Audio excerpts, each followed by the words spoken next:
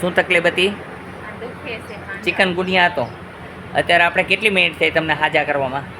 2 minute થઈ. બરોબર છે. કેમ છે અત્યારે? સારું છે. મેં કીધું નિયમનું પાલન કરજો. હું પહેલાં કહું છું, ખાટું નહીં ખાવાનું, ઠંડુ પાણી નહીં પીવાનું, ઉકાળેલું પાણી પીવાનું. ખાટાની અંદર ટમેટું આવી ગયું, છાશ આટલી પીવો તોય તકલીફ પડશે. પછી કહેતા ને 15 દિવસનું આ નીમ પાડશો તો ક્યારેય ચિકનગુનિયા નહીં થાય. નિયમનું પાલન કરજો. આપને શું હતું? ચિકનગુનિયા. અત્યારે તમને આટલી મિનિટમાં ડૉક્ટર કોઈ પણ હોય દુનિયાનો તો હારા કરી શકે?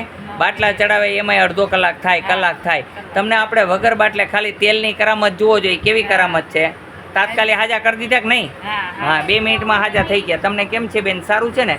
ચિકનગુનિયા નામની કોઈ ચીજ રહેતી નથી. મારા તેલની અંદર એવી દયા છે કે ખાલી તેલ લગાડતાની સાથે ચિકનગુનિયા ગમે હોય એટલો મંડે ભાગવા. ફાટનેરાનું ચિકનગુનિયા ભાગી જાય. પણ નિયમનું પાલન કરજો હો ને. ખાટું નહીં ખાજો, ઠંડુ પાણી ન પીજો હો ને, ગરમ પીવાનું. તો જેને કારણે ચિકનગુનિયા ક્યારે પાછો થશે નહીં. બોલો જય હનુમાન. તમારી પાસે કાંઈ પૈસા તો બાપુએ નથી લીધા ને? તમને હાજા કર્યા એમાં પૈસા લીધા કાંઈ? આ દવાના પૈસા લઈ છે એનું કારણ એ છે કે અમે ફરીને દવા ખરીદી શકીએ એ માટે થઈને.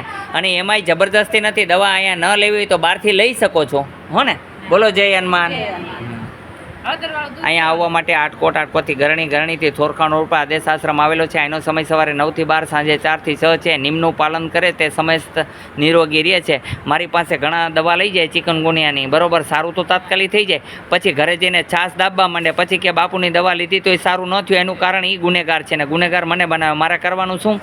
છાશ વિના હાલતું નથી, ટમેટાવાળું શાક વિના હાલતું નથી, ગોરાના પાણી વિના હાલતું નથી. તો હું શું કરું? હું ના જ પાડું છું કે ગોરાનું પાણી ન પીવું, હાંડાનું પાણી પણ ન પીવું, ઉકાળેલું પાણી પીવું.